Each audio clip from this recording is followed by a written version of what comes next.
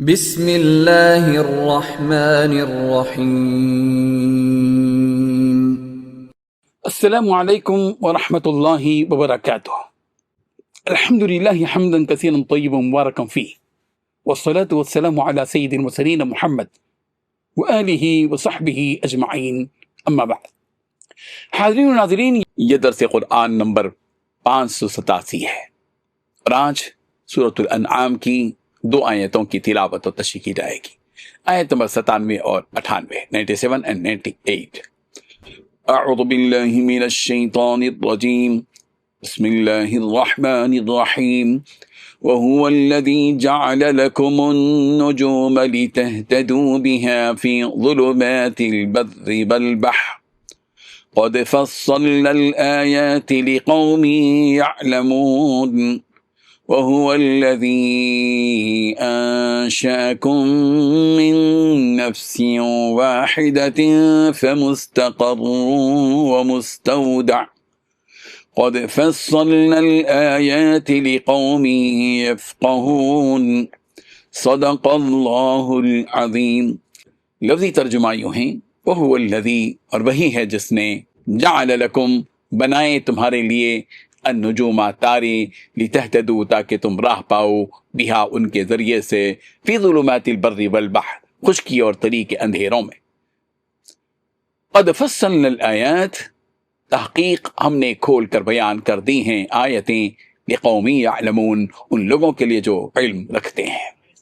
وہو الذی، اور وہی ہے جس نے، انشاکم، تمہیں پیدا کیا، من نفس واحدہ، ایک جان سے، فمستقر، تمہارے لیے ایک قرار گاہیں، وہ مستودع، اور ایک جائے امانت۔ قد فصلنا الآیات، تحقیق ہم نے مفصل بیان کر دی ہیں اپنی آیتیں، لقوم یفقہون، ان لوگوں کے لیے جو سمجھتے ہیں۔ ترجمہ یوں ہے، اور وہی تو ہے جس نے تمہارے لیے ستارے بنائے تاکہ جنگلوں اور دریاؤں کے اندھیروں میں ان سے راستے معلوم کرو۔ حق والوں کے لیے ہم نے اپنی آیتیں کھول کھول کر بیان کر دی ہیں، اور وہی تو ہے جس نے تم کو ایک شخص سے پیدا کیا، پھر تمہارے لیے ایک ٹھہرنے کی جگہ ہے اور ایک سپرد ہونے کی۔ سمجھنے والوں کے لیے ہم نے اپنی آیتیں کھول کھول کر بیان کر دی ہیں۔ ان 2 آیتوں میں 5 باتیں بتلائی گئی ہیں۔ پہلی بات وہی ہے، اللہ جس نے تمہارے لیے ستارے بنائے تاکہ جنگلوں اور دریاؤں کے اندھیروں میں ان ستاروں سے راستے معلوم کر سکو۔ دوسری بات، عقل والوں کے لیے ہم نے اپنی آیتیں کھول کھول کر بیان کر دی ہیں۔ تیسری بات وہی ہے، اللہ جس نے تم کو ایک شخص سے پیدا کیا۔ چوتھی بات، پھر تو تمہارے لیے ایک ٹھہرنے کی جگہ ہے اور ایک سپرد ہونے کی۔ پانچویں بات، سمجھنے والوں کے لیے ہم نے اپنی آیتیں کھول کھول کر بیان کر دی ہیں۔ حاضرین و ناظرین، رب ذوالجلال نے انسانوں کو بسہولت زندگی گزارنے کے لیے کتنے اسباب و ذرائع پیدا کیے۔ انسان ان تمام اسباب و وسائل اور ذرائع کا شمار نہیں کر سکتا۔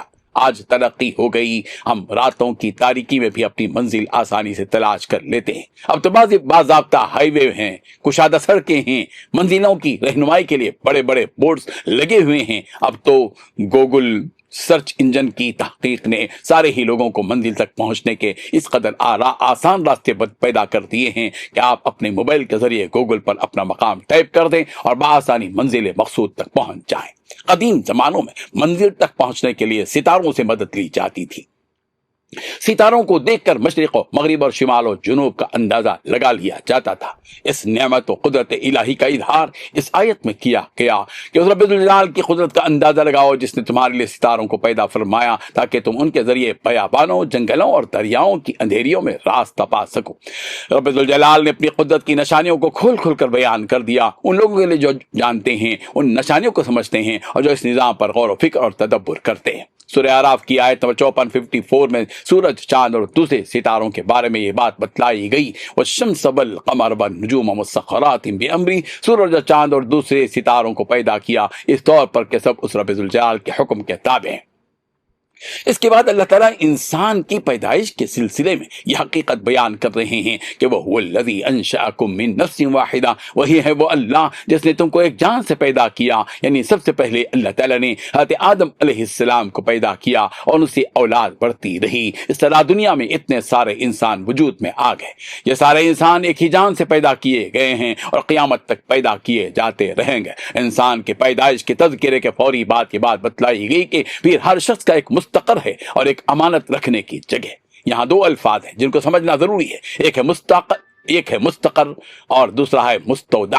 مستقر اس جگہ کو کہتے ہیں جہاں کوئی شخص باقاعدہ اپنا ٹھکانہ بنا لے، اور مستودع کہتے ہیں امانت رکھنے کی جگہ جس کا قیام عارضی طور پر ہوتا ہے۔ ان دو الفاظ کی تفسیر میں مفسرین نے مختلف باتیں کہی ہیں۔ حضرت حسن رضی اللہ عنہ کہتے ہیں کہ مستقر سے دنیا مراد ہے، اور جہاں انسان باقاعدہ اپنی رہائش کا ٹھکانہ بنا لیتا ہے، اور امانت رکھنے کی جگہ سے مراد قبر ہے جس میں انسان کو مرنے کے بعد عارضی طور پر رکھا جاتا ہے، پھر وہ وہاں سے جنت جہنم کی طرف منتقل ہو جاتا ہے۔ حضرت ابن عباس رضی اللہ عنہما فرماتے ہیں کہ مستقر سے مراد ماں کا پیٹ ہے، اور مستودع سے مراد باپ کی صلب ہے جس میں نطفہ عارضی طور پر رہتا ہے۔ بعض مفسرین نے اس کے برعکس کہا ہے کہ مستقر شوہر کے صلب کو کہتے ہیں، اور مستودع سے مراد رحم مادر ہے۔ پھر اللہ تعالیٰ فرماتے ہیں کہ ہم نے ساری نشانیاں ایک ایک کر کے کھول کھول کر بیان کر دی ہیں ان لوگوں کے لیے جو سمجھ سے کام لیں۔ اللہ تعالیٰ ہم سب کو قدرت کے ان مناظر سے اس کی معرفت حاصل کرنے کی توفیق عطا فرمائے، آمین۔ وآخر دعوانا ان الحمد للہ رب العالمین۔ ڈیلی درس قرآن کو سبسکرائب کیجئے، اپنے تاثرات اور مشورے ارسال کیجئے، اور متعلقین کے گروپ بنا کر انہیں روزانہ درس قرآن بھیجیں اور اجر ثواب پائیں۔